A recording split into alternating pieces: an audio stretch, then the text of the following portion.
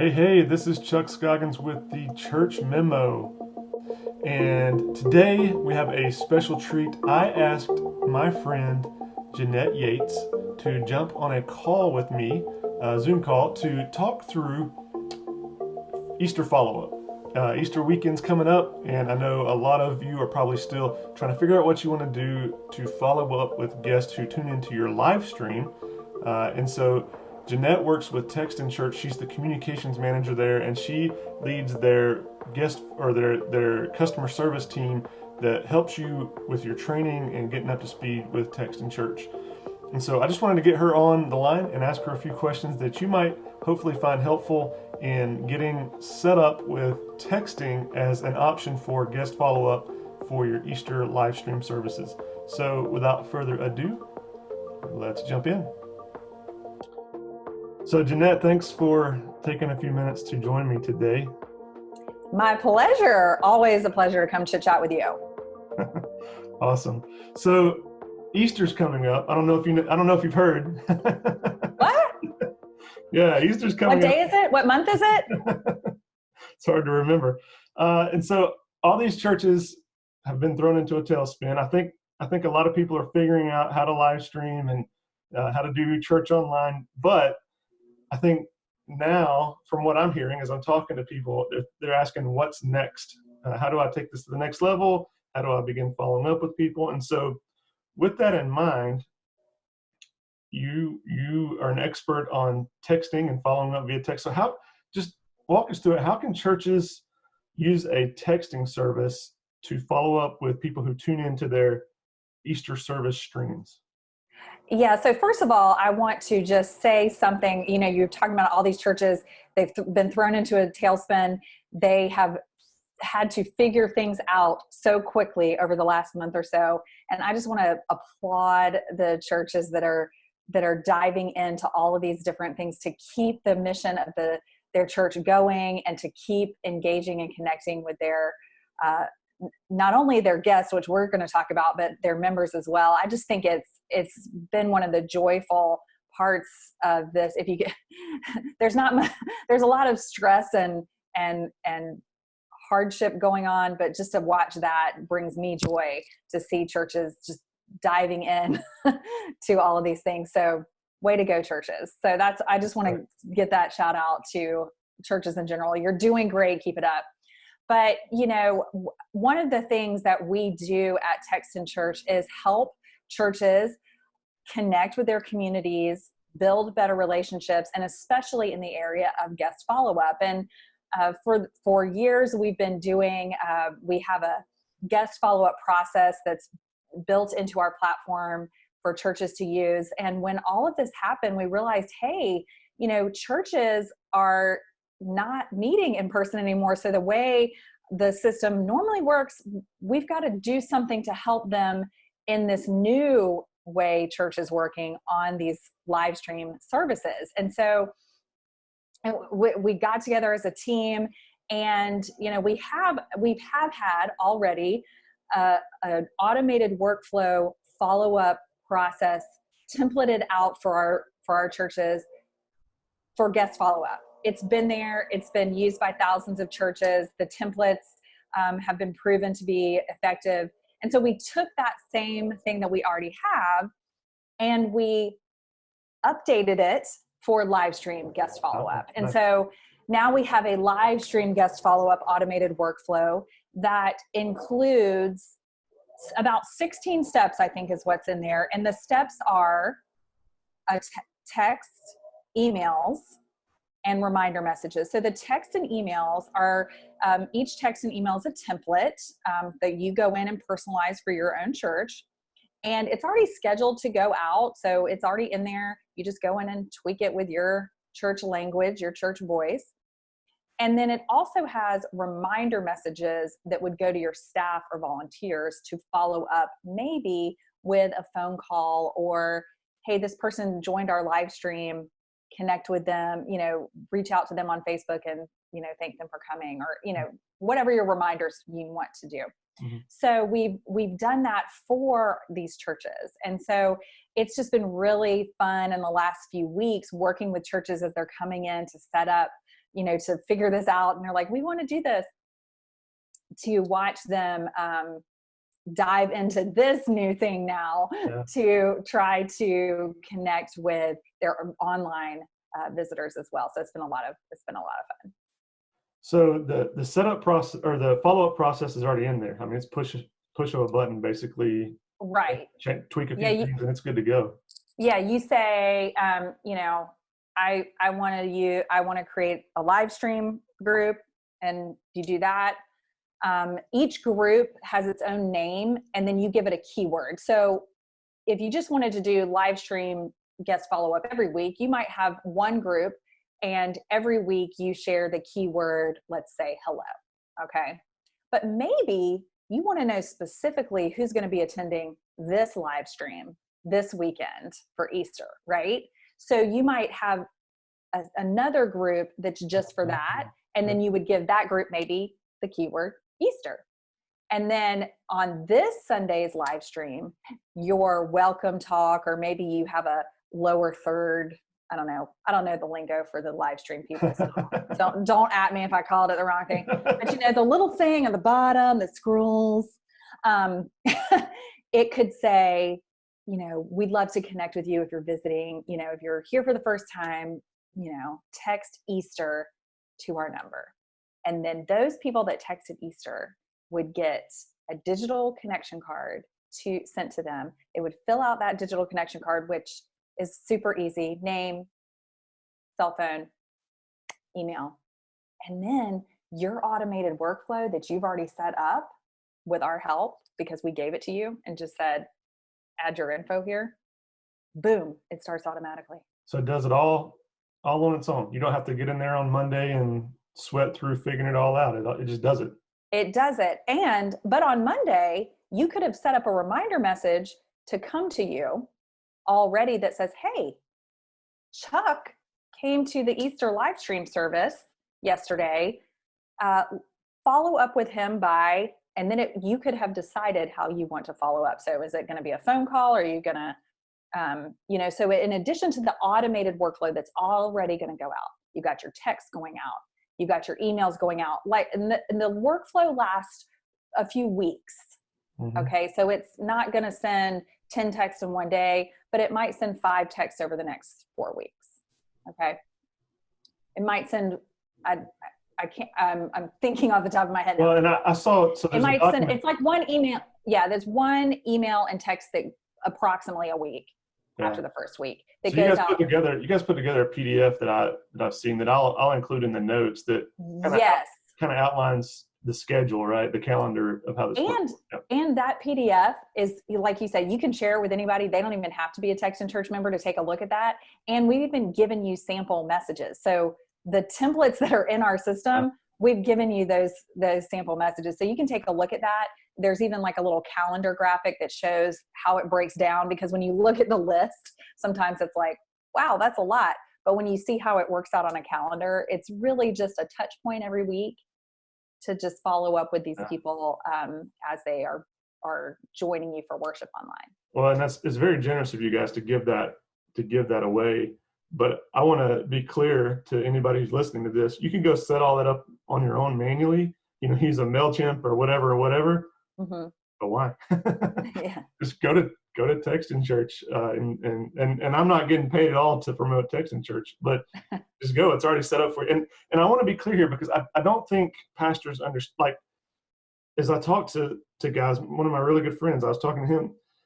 They're a little intimidated by the idea of using text. Chuck, I don't know anything about texting and how that works, but literally all you have to do is take, what'd you say, 15 minutes to set up Text and Church, and then with a few presses of the button, and then on Sunday you say, hey, text Easter to this number, right, and we'll get connected, or we'll send you a gift, or whatever message you want to craft there. But it's just that easy, right? And that PDF that you were talking about, which I hope everybody will go grab. It's awesome. The team did a great job. It looks really nice. But in there is a welcome talk script tell you how to incorporate that into your welcome talk that you would give on your Wow. at your service. So so the initial setup, when you're just like, I want to activate my account, that takes about 15 minutes. Now we want you and we encourage you to go through the workflow. So like I said, it's 16 steps, maybe 15, 16. And there's 16 steps in there. And each step is a text, an email, or a reminder. And you'll want to go through, and like I said, you'll click on the step name. It's like step 1 says, welcome email. Yeah. You'll click on that step name, and then it'll show you a templated email that's in there. Now you're going to want to go and add your, pastor flair in there, right? But you're going to do that, which, that depending on what you want to say and all that kind of stuff, that's going to, be up to you. You're going to go customize that so that it sounds like what you would send out if you were sitting there on Monday morning going, oh, I need to send all these guests an email. Yeah. And the same thing with the text message. You would just click on the message name, you go in there, and it says something for you. And maybe you look at that and go, that sounds pretty great. I think I'll leave it just like it is. Then you just move on to the next step.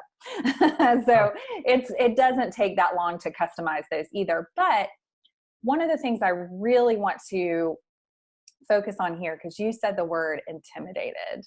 A lot of pastors and church leaders are intimidated by not only texting, but just like, oh, I got to go learn another platform and I got to figure all this out. And I just spent the last 2 weeks figuring out how to do online. Right. I need a break, yeah. And they're like, oh, and it's like the biggest Sunday right. ever coming up. So I probably have some work to do there. I get it. And so one of the best things, and this is why I wanted to hop in here, is one of the best things that Texan Church has going for it, in my opinion, is that we understand that intimidation, and we understand that we don't have a lot of time to go learn a new thing. We get that.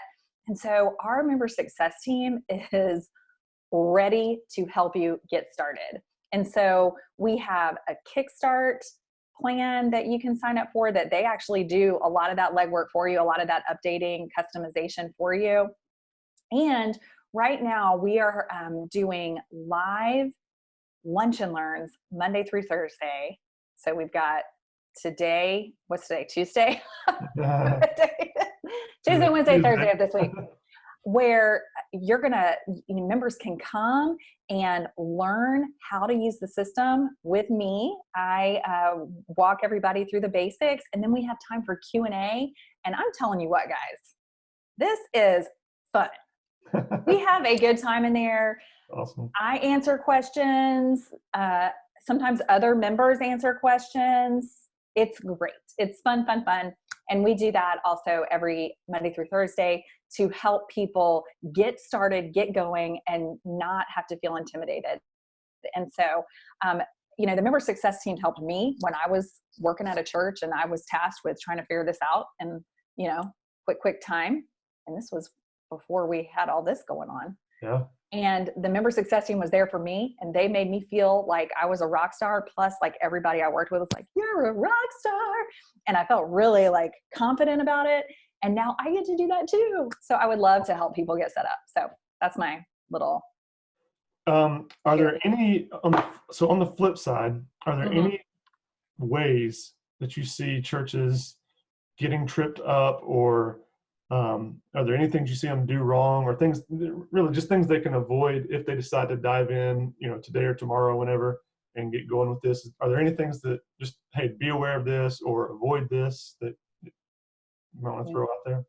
Yes, I do. And I don't want to say churches are doing anything wrong. What I think they're doing is they're trying to use a straw to drink the fire hose worth of information that's coming at them.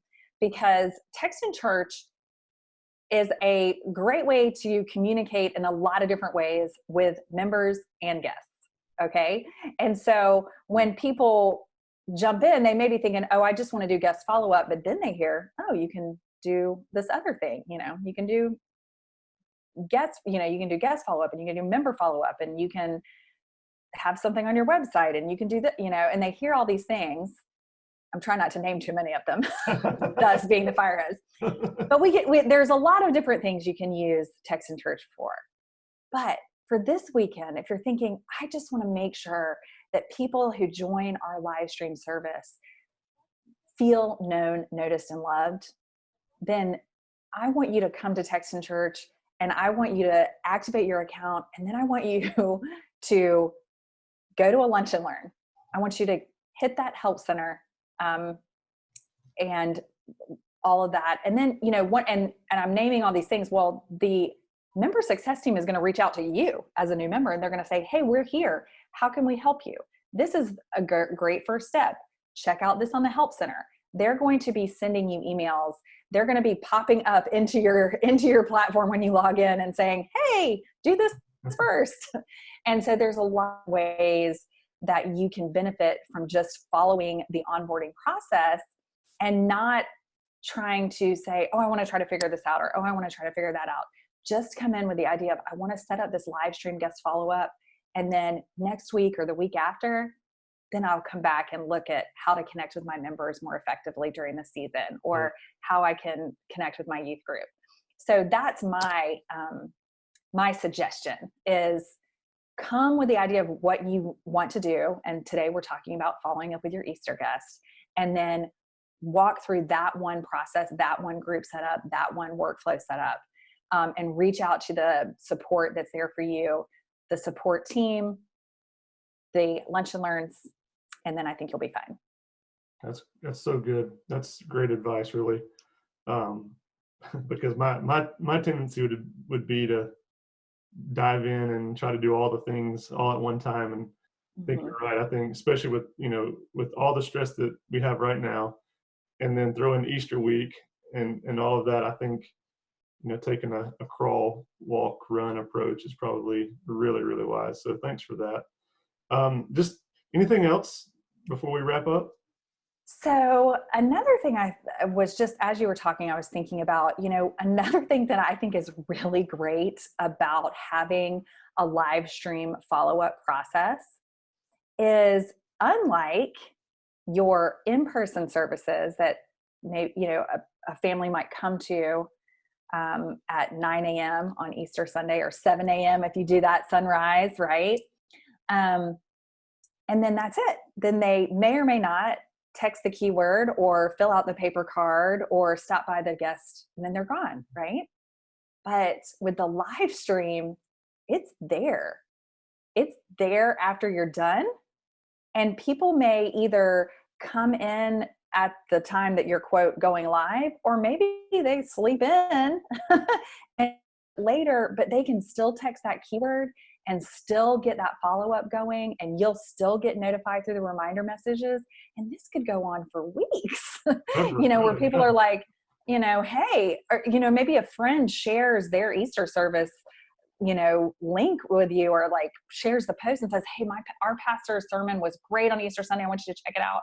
And maybe that can start a conversation with new people all the time. And I just think in all of the things that, we're hearing about, barriers being put up for, all of these important reasons, this is one of those ways that the barrier is getting taken down. And so I just encourage churches to keep, we recently had an online conference back in February called Engage, and Michael Hyatt did a session, and he was talking about churches having an experimental mindset. And of course, he didn't know this was going to happen, right?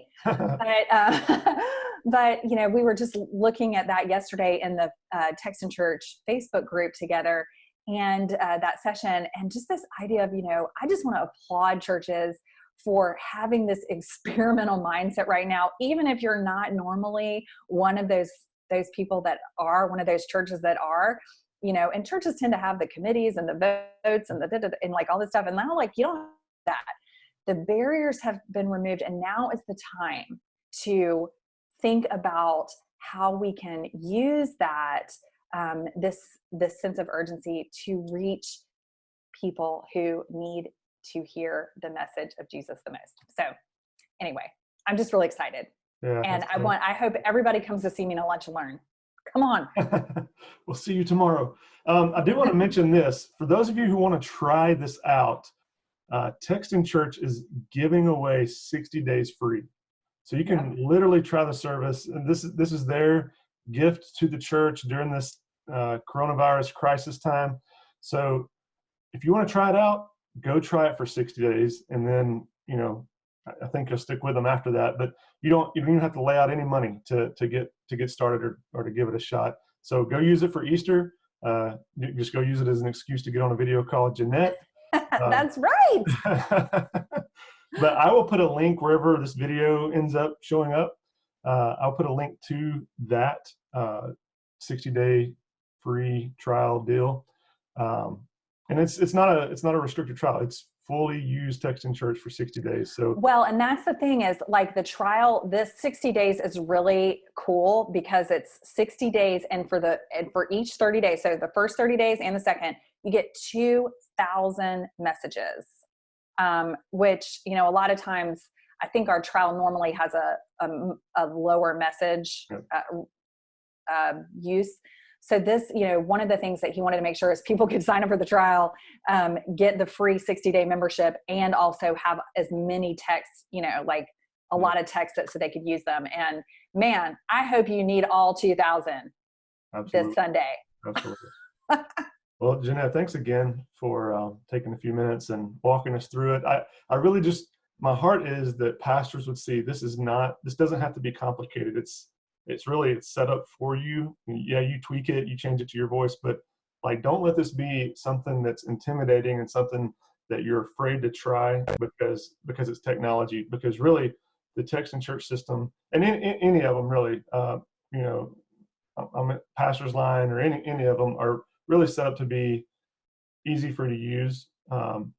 But don't be afraid to try it out. And I think it's a tool that you'll find is really beneficial to your ministry. So again, Jeanette, thanks for taking a few minutes today. Oh, it's my pleasure. My pleasure. This is my favorite week of the year. I'm all about Holy Week and Easter. So this was a pleasure to come join you and talk about, just the funness of all the things. So thanks. All right. Okay. I hope you enjoyed that with Jeanette.